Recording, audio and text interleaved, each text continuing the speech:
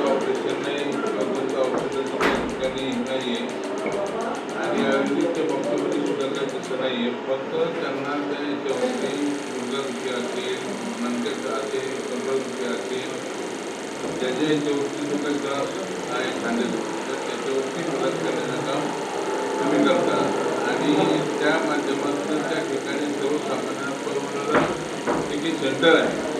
त्यामुळे मी तुमच्या मनापासून या ठिकाणी आपल्याला तुम्ही गरिबांची सोय करण्याचं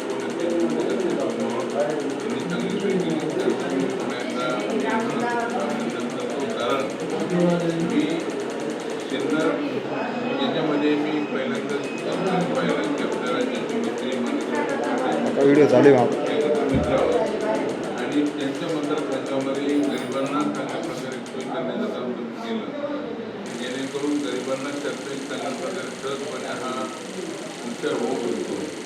त्याचं खूप मोठे योगदान तुम्हाला आहे. त्यामुळे मी तुमचं मनापासून आभार मानतो. मला माणसाचा होता आणि तो खूप त्रास